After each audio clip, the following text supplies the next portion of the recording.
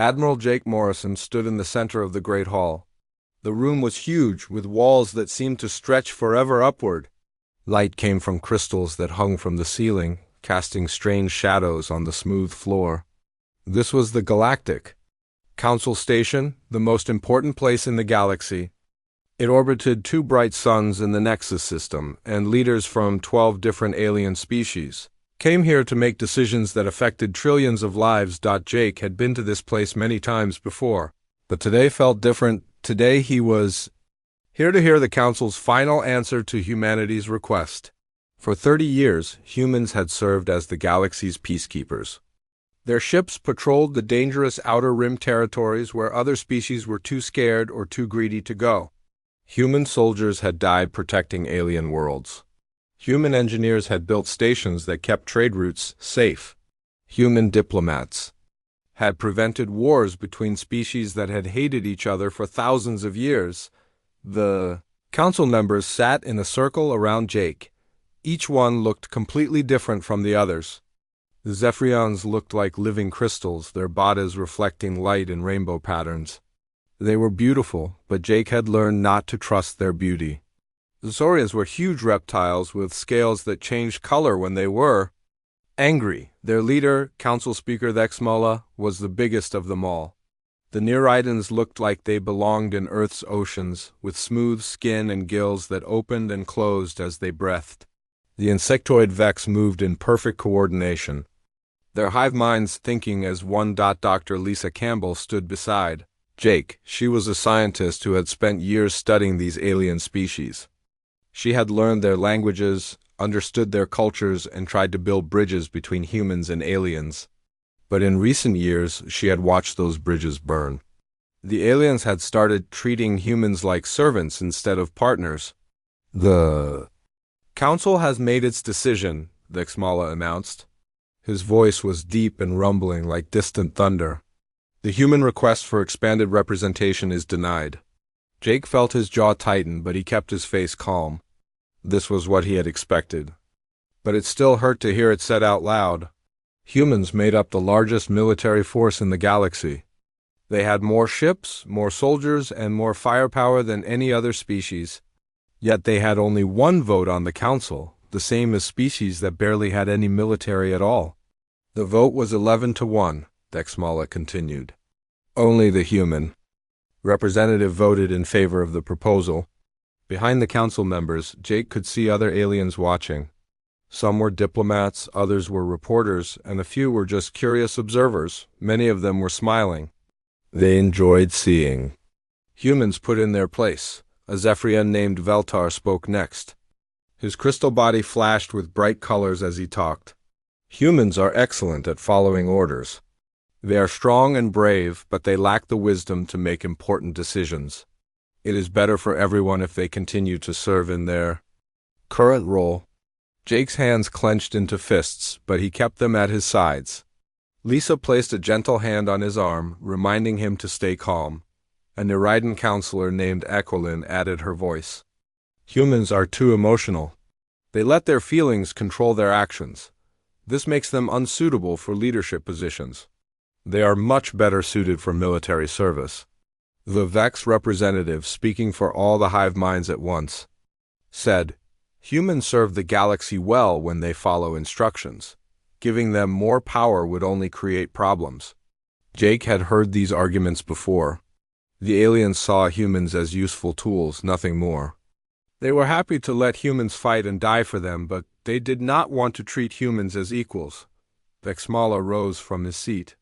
He was over 8 feet tall, and his presence filled the room.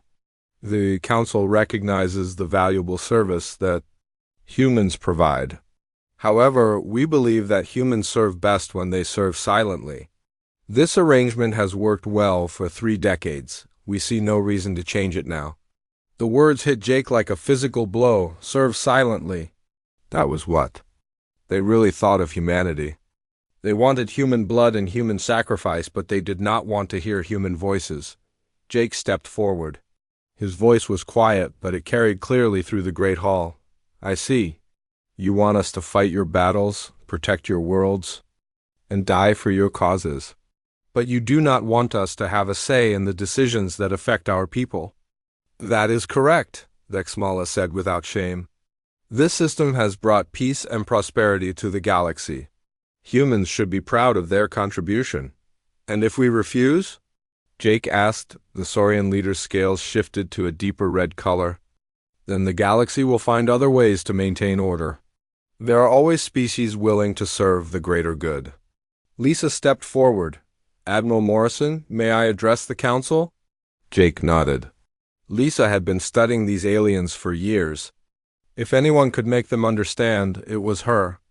Honorable counselors, she began, I have spent my career learning about your cultures and your histories.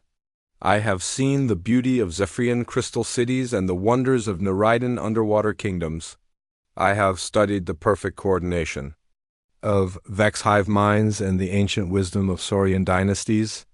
But I have also seen something else. She paused, looking at each council member in turn. I have seen how you treat those who serve you. You take their loyalty for granted. You ignore their sacrifices. You forget that even the most dedicated servants can choose to stop serving. Are you threatening us? Vexmala demanded. I am simply stating a fact, Lisa replied. Every relationship requires mutual respect. When that respect is lost, the relationship ends. The council members looked at each other. Some seemed concerned, but others appeared amused. They could not imagine a galaxy without human protection. Jake made his decision. He had hoped for a different outcome, but the council had made their position clear. They saw humans as tools, not partners. They wanted human service without human input. They demanded human sacrifice without human representation. Very well, Jake said. His voice was calm, but there was steel underneath. You have made your position clear. Humans serve best when they serve silently, we understand. He turned to leave, but Vexmala called out to him. Admiral Morrison, we trust that human forces will continue their current duties. Jake stopped, but did not turn around. You want us to serve silently? Very well. We shall serve silently no more. He walked out of the great hall with Lisa beside him. Behind them, the council members sat in confused silence. They did not understand what Jake meant. They would learn soon enough. Within hours, Captain Ryan Torres received new orders on his flagship. The message was simple and direct. Begin immediate withdrawal of all human forces from council territories. Operation Silent Departure is now. In effect, throughout the galaxy, human commanders received similar orders. No explanations were given to alien allies. No threats were made. No dramatic speeches were delivered. The humans simply began to leave. Ships that had patrolled the same routes for decades turned around and headed home. Space stations that had served as forward bases were evacuated. Diplomatic missions packed their belongings and departed. The great human military machine that had protected the galaxy for 30 years began to fold in on itself. The council members watched the departures with growing alarm. They had expected anger, demands, or negotiations. Instead, they got silence. The humans were leaving without saying goodbye, without making threats, without explaining their actions. In the days that followed, the full scope of the withdrawal became clear. Every human ship, every human base, every human outpost was being abandoned. The species that had served as the galaxy's protectors for 3 decades were going home. The council tried to contact human leadership, but their messages went unanswered. The humans had chosen to serve silently, exactly as the council had demanded, but their silence was not submission. It was abandonment. The galaxy was about to learn what happened when you took human dedication for granted. The lesson would be written in blood and chaos, and it would cost more than anyone could imagine. 6 months had passed since the last human ship left council space. The galaxy felt different now, like a house after the lights had been turned off. Lieutenant Colonel Beth Harper sat in the command center of the human colony ship New Frontier, watching the stars through the main window. The ship was huge, big enough to hold 50,000 people, and it was just one of many vessels carrying humans to new worlds far from the council territories. Beth had been monitoring galactic communications for weeks. Her job was to listen to the radio signals, watch the news broadcasts, and keep track of what was happening in the space they had left behind. What she heard made her both sad and angry. The Outer Rim territories were falling apart. These were the dangerous areas at the edge of known space, where pirates and criminals used to hide before human patrols drove them away. Now, with no human ships to stop them, the pirates were coming back. They were bolder than ever, attacking merchant ships and raiding peaceful colonies. "Colonel Harper, you need to see this," said Sergeant Rick Johnson, one of her communications officers. He was a young man with short brown hair and worried eyes. He handed her a datapad showing the latest reports. Beth read the information with growing concern. The Andromedan Trade Federation had lost 12 cargo ships in just 1 week. These were big vessels carrying food, medicine, and other supplies to colonies throughout the galaxy. The pirates had destroyed them all, taking what they wanted and leaving the rest to drift in space. "It gets worse," Rick said. "The Centauri Mining Consortium just abandoned 3 major asteroid operations. They said it was too dangerous to continue without protection." Beth nodded. The asteroid mines were important sources of rare metals used in spacecraft and weapons. Without them, the galaxy's economy would suffer. But the mining companies could not afford to lose ships and workers to pirate attacks on the other side. Of the ship, Dr. Amanda Foster was working in the science lab. She had been a xenobiologist on the Council Station, studying alien life forms and helping to solve disputes between different species. Now she was helping to plan new human colonies on unexplored worlds. "The reports are getting worse every day," Amanda said when Beth visited her. "The Corvan Syndicate is back." Beth felt a chill run down her spine.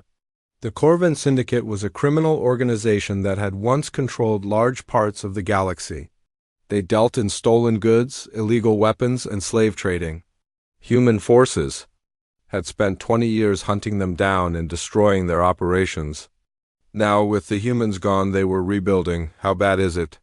Beth asked. "They have taken control of the Vega system," Amanda replied. "That gives them access to 3 major trade routes. They are demanding tribute from any ship that wants to pass through." Beth remembered the Vega system. It was a beautiful place with 5 planets, including 2 that had been colonized by peaceful farming communities. The idea of those innocent people living under criminal rule made her sick. Meanwhile, on the Council Station, emergency meetings were being held every day.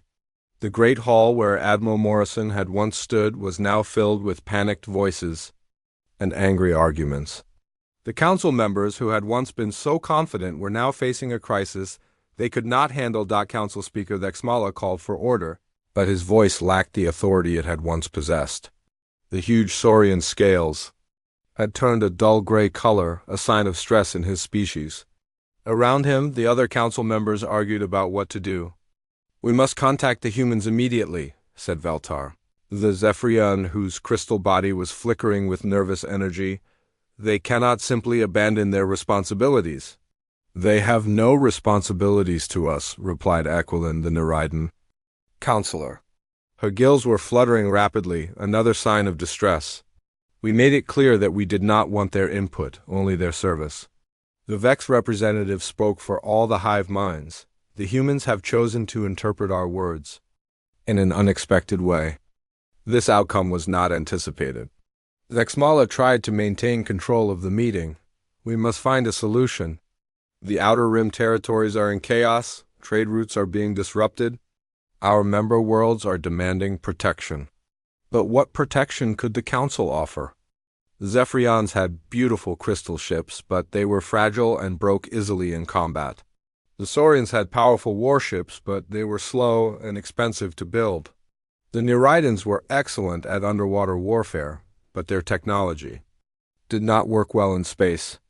The Vex could coordinate their actions perfectly, but they had never been good at independent thinking during battles. For 30 years, the Council had relied on human military might to keep the peace. Human ships were fast and strong. Human soldiers were brave and skilled. Human commanders understood how to fight pirates and criminals. Without them, the Council's own forces seemed weak and unprepared. Captain Steve Martinez was commanding a human exploration vessel called the Discovery when he received a priority message. The message was from the Council station, and it was marked as urgent. Steve had been expecting this for weeks. "Captain," his communications officer said, "we are receiving a direct transmission from Council Speaker Thexmala." "Put it through," Steve ordered. The main screen flickered to life, showing the familiar form of the Saurian leader. Thexmala looked tired and desperate, very different from the proud figure who had dismissed humanity months earlier. "Captain Martinez," Thexmala began, "I am contacting you regarding the current crisis in the Outer Rim territories. The Council acknowledges that the situation has become difficult since the departure of human forces." Steve kept his expression neutral. "I see. What does the Council want from us?" "We request temporary assistance in dealing with the pirate threat," Thexmala continued. "This would be a short-term arrangement while we organize our own defense." "Forces," Steve had his orders. They were clear and simple. "I am sorry, Council Speaker, but the Human Colonial Alliance does not provide military services to former associates. We suggest you contact your local security services." The transmission ended, leaving Thexmala staring at a blank screen. The Council had received the same response from every human commander they had tried to contact. The humans were not angry or vengeful. They were simply gone. Back on the new frontier, Beth was reviewing the latest intelligence reports. The situation was getting worse every day. The Crimson Fleet, a new pirate organization, had emerged from the chaos. They were led by a ruthless alien named Captain Vexstar, who had united several smaller pirate groups into a powerful force. "They attacked the Harmony colony yesterday," Rick reported. 3,000 civilians were killed or captured. Beth closed her eyes. The Harmony colony had been a symbol of cooperation between different species. Families from 12 different worlds had lived there together in peace. Now it was gone, another victim of the chaos that had followed humanity's departure. "Any word from the Council?" Beth asked. "They are still trying to organize a response," Rick said. "But their fleets are spread too thin. They cannot protect all their worlds at once." Beth understood the problem. The Council had never needed to coordinate their own defense before. Humans had always handled the dangerous work while the Council members focused on politics and trade. Now they were learning that keeping the peace required more than just good intentions. Dr. Foster joined them in the communications center. "I have been monitoring the refugee movements," she said. "Millions of beings are fleeing the Outer Rim territories. They are heading for the inner systems, looking for safety." "Can the inner systems handle that many refugees?" Beth asked. "Not without major problems," Amanda replied. "Food shortages, overcrowding, disease outbreaks. The entire galactic economy is starting to collapse." Beth thought about the people they had left behind. Many of them were good, decent beings who had never wanted to hurt anyone. They were suffering because their leaders had been too proud to treat humans as equals. The Council had chosen to see humans as tools instead of partners, and now they were paying the price for that choice. "Should we recommend that we return to help?" Rick asked quietly. Beth shook her head. "Our orders are clear. We are to monitor the situation but take no action. The Council wanted us to serve silently, so we are serving silently. They just did not expect our silence to include leaving them alone." The galaxy was learning a hard lesson about respect and partnership. The Council had taken human dedication for granted, assuming that humans would always be there to fight their battles and solve their problems. Now they were discovering what the galaxy looked like without human protection. It was a dark and dangerous place, and it was getting worse every day.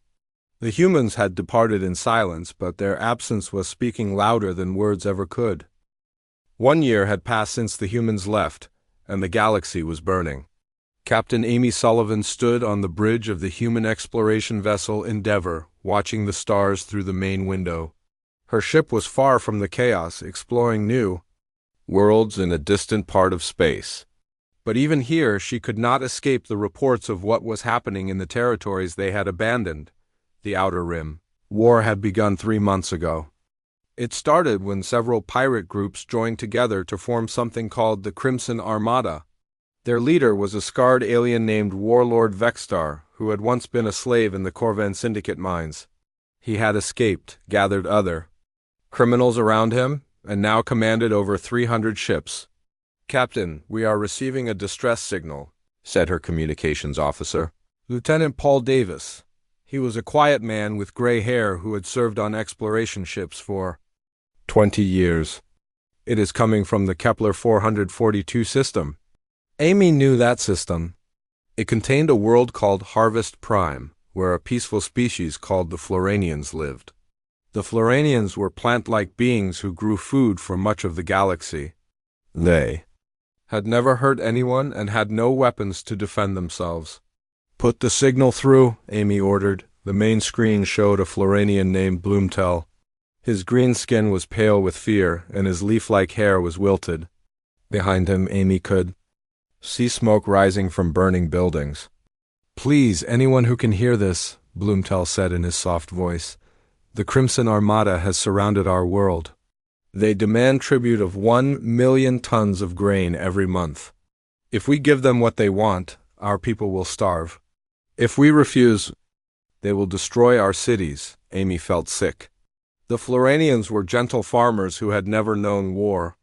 They had always depended on others to protect them. Now they were facing a choice between starvation and destruction. "How long do we have?" Amy asked, even though she knew the Floranian could not hear her. "They give us 3 days to decide," Bloomtel continued. "After that, they will begin bombing our cities. We have sent messages to the Council, but they say they cannot spare any ships to help us." The transmission ended, leaving Amy staring at a blank screen. She knew her orders. The Human Colonial Alliance was not involved in galactic affairs anymore. They were focused on building new colonies and exploring new worlds. The problems of the old galaxy were not their concern, but Amy also knew what was right. The Floranians were innocent people who needed help. Leaving them to die would be wrong, no matter what the orders said. Meanwhile, on the council station, the situation was getting desperate. The Great Hall was filled with angry voices and desperate pleas. Emergency Session 7 to 12 Gamma had been called to discuss the crisis, but the council members seemed unable to agree on anything. "We must act now," shouted Valta, the Zephyrian, whose crystal body was flashing red with anger. "The Crimson Armada grows stronger every day. If we do not stop them soon, they will be too powerful to defeat." "With what ships?" demanded Equalin, the Neridan counselor. Her gills were fluttering rapidly, a sign of extreme stress. "Half our fleet was destroyed in the Battle of Rigel. The other half is scattered across the galaxy, trying to protect too many worlds at once." The Battle of Rigel had been a disaster. The Council had sent their best ships to stop a Crimson Armada attack on a major trading hub. The battle had lasted 6 hours, and when it was over, the Council forces had been completely defeated. Admiral Krexthal, the Saurian who had commanded the fleet, had died when his flagship exploded. "The humans trained our officers for decades," said the Vex representative, speaking for all the hive minds. "Without their knowledge and experience, our forces fight like individual units instead of a coordinated army." Dexmala, the council speaker, tried to maintain order. His scales had turned almost black, a sign of deep depression in his species. "We have contacted every human commander we can find. They all give us the same answer." The answer was always the same. "The Human Colonial Alliance does not provide military services to former associates. We suggest you contact your local security services." "There must be something we can do," Veltar insisted. "Some way to convince them to help us." "They are not interested in our apologies," Aquelin replied bitterly. "We treated them like servants, and now they are treating us like strangers." Back on Earth, President Karen Phillips was meeting with her advisors in the White House. The room was quiet and comfortable, very different from the chaos of the council station. Through the windows, she could see the peaceful gardens where children played and families walked together. "The reports from the galaxy are getting worse," said General Robert Hayes, her military advisor. He was a tall man with silver hair who had served in the Outer Rim territories for 15 years. The Crimson Armada has taken control of 43 star systems. The Corvan Syndicate controls most of the major trade routes. What about refugee movements? Karen asked. Over 50 million beings have fled to the inner systems, replied Dr. Nancy Walsh, her science advisor. The refugee camps are overcrowded and running out of supplies. Disease is spreading, and there have been riots in several locations. Karen nodded. She had expected this. When the Council rejected humanity's request for equal representation, she had known that their departure would cause problems. But she had also known that sometimes people needed to learn lessons the hard way. Have we received any new messages from the Council? She asked. 3 more this week, said Secretary of State Daniel Cooper, all asking for help. All promising. Various rewards if we return. What kind of rewards? Karen asked. Territory, resources, technology, Daniel replied. They are offering us everything they refused to give us before. Karen considered this. The Council was finally willing to treat humanity as equals, but only because they were desperate. They had not learned to respect humans. They had only learned to fear the consequences of disrespecting them. Send the usual response, she decided. We are not interested in temporary arrangements or emergency assistance. If they want to discuss long-term partnerships, they need to make formal proposals through proper diplomatic channels. Meanwhile, Captain Sullivan was making a decision that would change everything. She had been thinking about the Floranian distress. Call for hours. Her orders were clear, but her conscience was clearer. Lieutenant Davis, set course for the Kepler 442 system, she ordered. Captain, our orders are to avoid involvement in galactic affairs. Her first officer, Commander Mike Stevens, reminded her, I am aware of our orders, Amy replied. But I am also aware of my duty as a human being. We are not going to let innocent people die just because their leaders made bad decisions. The Endeavour changed course, heading toward the Kepler 442 system. Amy knew she was risking her career, but she also knew she was doing the right thing. The Human Colonial Alliance might have left the galaxy, but individual humans still cared about justice and protecting the innocent. When the Endeavour arrived at Harvest Prime, they found the Crimson Armada ships surrounding the planet like vultures waiting for prey. There were 50 pirate vessels armed with weapons stolen from destroyed Council ships. Against them, Amy had only one exploration vessel with light defensive weapons. This is Captain Sullivan of the human ship Endeavour, she broadcast to the pirate fleet. You will leave this system immediately or face the consequences. The response came from Warlord Vextar himself. His scarred face appeared on the main screen, twisted with cruel amusement. 1 human ship against 50 of mine? You must be joking, Captain. Leave now, or we will add your ship to our collection, Amy smiled. The pirates did not understand what they were facing. They had fought Council ships that were slow and poorly coordinated. They had never faced a human commander who understood real tactics. I gave you a chance, Amy said. You should have taken it. The battle that followed lasted only 30 minutes. Amy used every trick she had learned in 20 years of service. She used the planet's gravity to slingshot around the pirate ships, striking them from unexpected angles. She targeted their communication arrays first, disrupting their coordination. She used their own numbers against them, causing them to accidentally fire on each other in the confusion. When it was over, 20 pirate ships had been destroyed and the rest were fleeing into deep space. The Floranians were safe, but Amy knew. The real consequences of her actions were yet to come. News of the battle spread quickly through the galaxy. A single human ship had defeated 50 pirate vessels. The Council members who had thought humans were just useful brutes began to realize they had made a terrible mistake. Humanity had not just provided military service to the galaxy, they had provided military genius. And now that genius was being used against those who had driven them away. The galaxy was about to learn that when you push away your best protectors, you do not just lose their protection. You risk making them your enemies. 2 years had passed since the humans left and the galaxy was dying. Commander Steve Bennett stood in the observation deck of the human reconnaissance ship Pathfinder, watching the destruction of what had once been the most beautiful place in known space. Below them, the massive Harmony Station was breaking apart as explosions tore through its hull. Harmony Station had been the Council's greatest achievement. It was a city in space, home to over 10 million beings from dozens of different species. Families had lived there for generations, working together to build a better future. Artists had created masterpieces in its galleries. Scientists had made discoveries that benefited the entire galaxy. Children had played in its parks without caring about the color of each other's skin or the shape of each other's eyes. Now it was becoming a tomb. "Commander, we are receiving a transmission from the station," said Lieutenant Sarah Kim, his communications officer. She was a young woman with dark hair and sad eyes who had grown up on a space station much like Harmony. "Put it through," Steve ordered. Though he already knew what he would see, the screen showed the interior of what had once been the station's main plaza. Bodies lay scattered across the floor, and smoke filled the air. A group of aliens in strange armor was dragging prisoners toward waiting ships. At the center of it all stood Warlord Vextar, the leader of the Crimson Armada. Vextar was a Catherian, a species that looked like a cross between a lizard and a bird.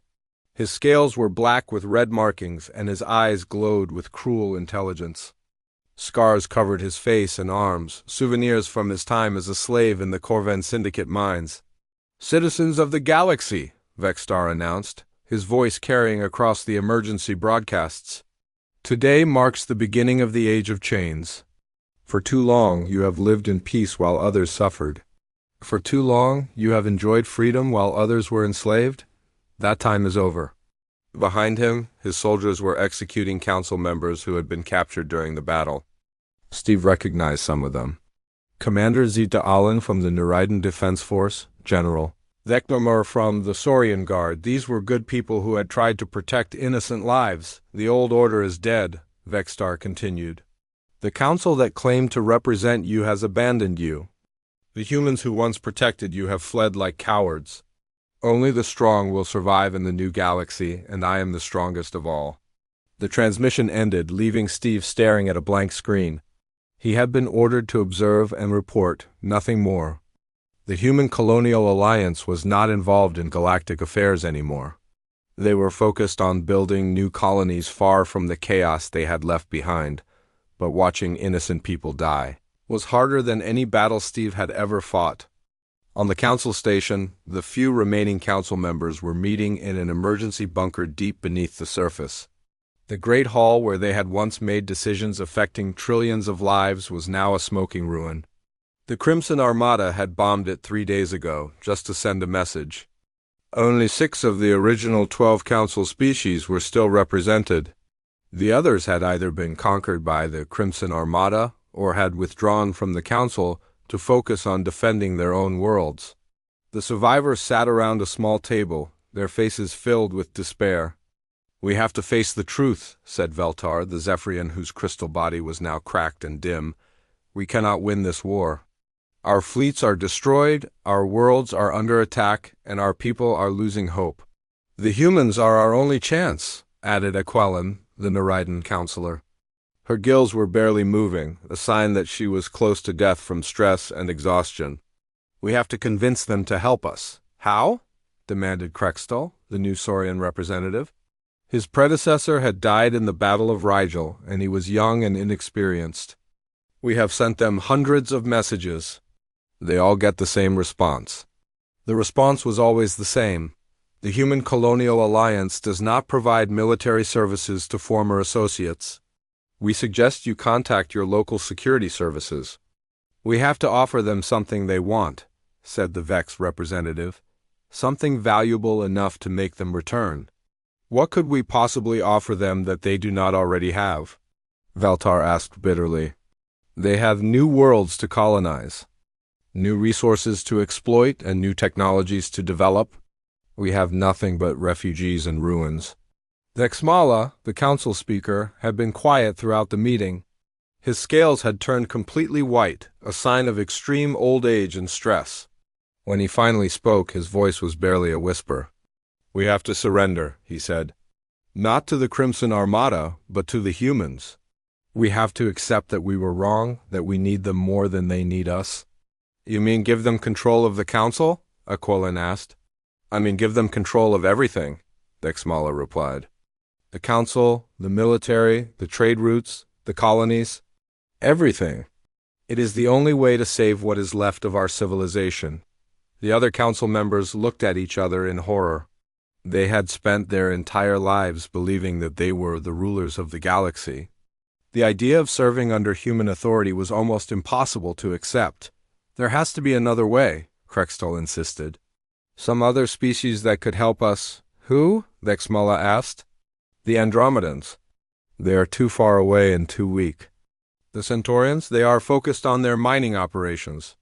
"The vegans, they are pacifists who refuse to fight anyone." The truth was painful but undeniable. For 30 years, the Council had relied on human strength to maintain order. They had never developed their own military capabilities because they had never needed to. Now, without human protection, they were helpless. Meanwhile, on Earth, President Karen Phillips was meeting with her cabinet in the Situation Room.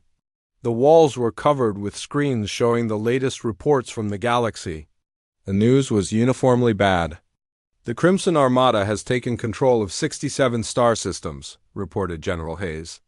"They have over 800 ships now, including many that were captured from Council forces." "What about the Corvin Syndicate?" Karen asked. "They control most of the major trade routes," replied Dr. Walsh. "They are working with the Crimson Armada now, providing them with weapons and supplies in exchange for territory." Karen nodded. The two criminal organizations had put aside their differences to divide the galaxy between them. It was an alliance born of greed and maintained by fear. "Have we received any new messages from the Council?" she asked. "Yes, ma'am," said Secretary Cooper. "This time they are offering us something different." "What kind of offer?" "Complete control," Cooper replied. "They want to dissolve the Council and create a new government with humanity in charge. They are offering us everything we asked for 2 years ago, and more." Karen considered this. It was exactly what she had expected. The Council was finally willing to treat humanity as equals, but only because they were about to be destroyed. They had not learned to respect humans. They had only learned to fear the consequences of disrespecting them. "What are our options?" she asked. "We could ignore them and let the galaxy burn," said General Hayes. "Or we could return and take control of what is left." "And if we return, what would we be taking control of?" Karen asked. "A broken galaxy," Dr. Walsh replied. "Billions of refugees, destroyed economies, and criminal organizations that have had 2 years to build their power." "It would take decades to restore order?" Karen walked to the window and looked out at the peaceful Earth landscape. Children were playing in the parks, and families were walking together without fear. This was what the galaxy could have been if the Council had chosen cooperation over domination. "The Council made their choice 2 years ago," she said finally. "They chose to see us as servants instead of partners. Now they want us to clean up the mess they created. So what do we do?" General Hayes asked. Karen turned back to face her advisors. "We prepare for war, but this time we fight on our terms. If we are going to save the galaxy, we will do it our way." Dr. Lisa Campbell, now serving as the Director of Colonial Sciences, was present at the meeting. She had been studying the reports from the galaxy for months, and she understood the situation better than anyone. "The Council will accept any terms we offer," she said. "They are desperate enough to agree to anything."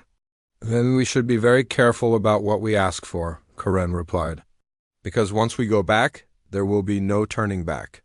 We will be responsible for every life in the galaxy." The decision was made. Humanity would return to the galaxy, but not as servants or protectors. They would return as rulers with the power to reshape the galaxy according to their own vision of justice and peace. The aliens had wanted humans to serve silently. Now they would learn what it meant to serve under human leadership. The galaxy was about to discover that sometimes the greatest mercy is the absence of mercy itself. But first, They would have to survive the war that was coming, and that war would be unlike anything the galaxy had ever seen. The human fleet appeared at the edge of the Nexus system like ghosts returning from the dead. Admiral Jake Morrison stood on the bridge of his flagship, the Retribution, watching the twin suns that had once illuminated the council chambers where he had been dismissed 2 years ago. But the ship he commanded now was nothing like the vessels that had left this place in silence. The Retribution was a massive dreadnought, twice the size of any ship the council had ever built. Its hull was black as space itself, and its weapons could destroy entire fleets. Around it, hundreds of other human ships moved in perfect formation. These were not the same vessels that had patrolled the galaxy for 30 years. These were warships built for conquest, designed with technology that the galaxy had never seen. "Admiral, we are receiving a transmission from the Council Station," reported Captain Janet Wells, his communications officer. She was a veteran of the Outer Rim campaigns who had watched the galaxy burn from afar for 2 years. "Put it through," Jake ordered. The screen showed the interior of an emergency bunker. The few remaining council members sat around a small table, their faces filled with desperate hope. Dexmala, the council speaker, looked like a broken old man. His scales had turned completely white, and his voice shook as he spoke. "Admiral Morrison, we welcome your return. We are prepared to discuss the terms of our previous offer." Jake's expression was cold. "There will be no discussion. You will surrender unconditionally, or you will be destroyed along with the criminals who have taken your place." "We accept," Dexmala said quickly. "We surrender all authority to the Human Colonial Alliance. We ask only that you show mercy to our people." "Mercy will be earned," Jake replied, "not given." The transmission ended, and Jake turned to his tactical officer. "Commander Brooks, begin Phase 1 of the operation." The human fleet split into 3 groups. The first group, led by Fleet Admiral Ryan Torres, headed for the Outer Rim territories where the Crimson Armada had established their strongholds. The second group, commanded by Admiral Kate Wilson, moved to secure the major trade routes controlled by the Corvan Syndicate. The third group, under Jake's direct command, remained at the Nexus system to establish the new seat of government. In the Outer Rim, Admiral Torres faced his first major battle at the Vega system. The Crimson Armada had fortified the system with over 200 ships, including many vessels they had captured from Council forces. Warlord Vextar commanded the defense from his flagship, a massive battle cruiser built from the wreckage of a dozen different ships. "Human fleet, this is Warlord Vextar," came the transmission. "You are outnumbered 2 to 1. Surrender now, and I will allow you to join my armada." Torres smiled grimly. "This is Admiral Torres of the Human Colonial Alliance. You have 30 seconds to surrender, or we will destroy you." "You humans are as arrogant as ever," Vextar replied. "Let me show you what real power looks like." The battle that followed was not a contest. It was a demonstration. The human ships moved with perfect coordination, their new plasma weapons tearing through the enemy fleet like paper. The pirates, who had grown confident fighting disorganized council forces, found themselves facing an enemy that anticipated their every move. Torres used the same tactics that had made human forces legendary. He divided his fleet into small groups that attacked from multiple directions. He used electronic warfare to disrupt enemy communications. He targeted the enemy commanders first, creating chaos in their ranks. Within 6 hours, the Crimson Armada was destroyed. Vextar's flagship exploded in a brilliant flash of light, taking the warlord and his dreams of conquest with it. The surviving pirates fled to the deepest parts of space, too terrified to ever return. Meanwhile, Admiral Wilson was methodically dismantling the Corvan Syndicate. Her fleet attacked their bases with surgical precision, destroying their infrastructure and capturing their leaders. The criminals who had once terrorized the galaxy were now running for their lives. "Admiral, we have captured the Corvan leadership," reported her second-in-command, Captain Tom Baker. "What are your orders?" "Execute them," Wilson replied without hesitation, "all of them. Make sure the galaxy knows that the age of criminals is over." The executions were broadcast across the galaxy.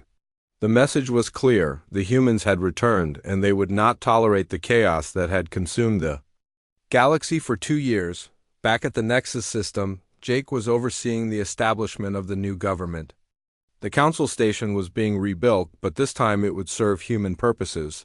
The Great Hall where he had once been dismissed was now being converted into a command center for the Human Colonial Alliance. Dr. Lisa Campbell, now serving as the Director of Galactic Affairs, was working with the surviving council members to establish the new order.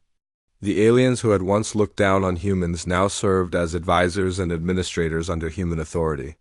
The refugee crisis is our most immediate problem, Lisa reported to Jake. Over 100 million beings are displaced throughout the galaxy.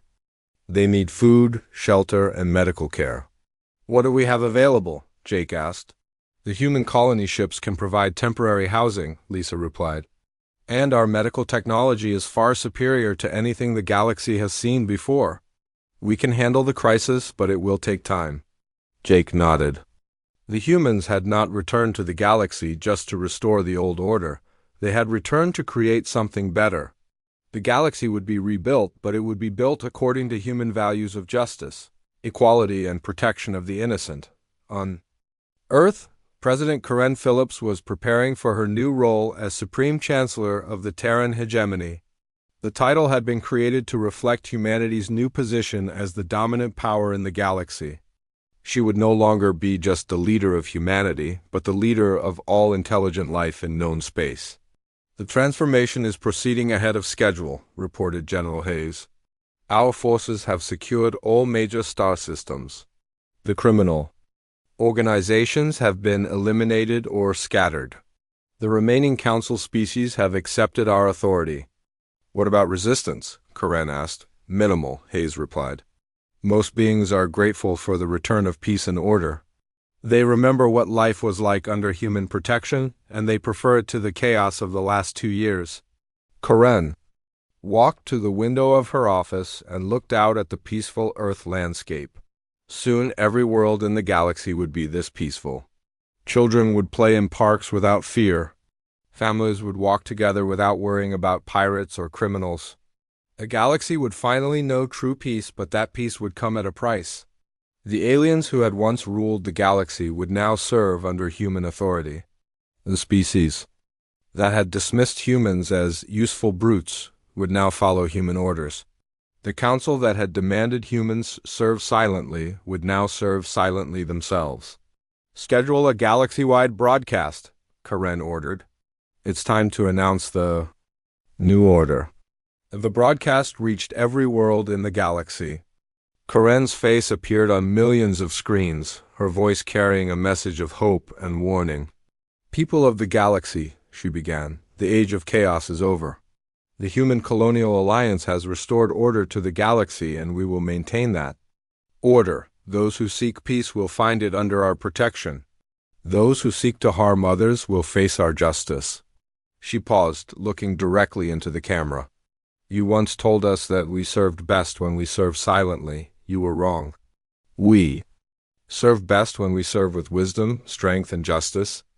The galaxy is now under human leadership, and it will remain so until we are certain that such leadership is no longer necessary.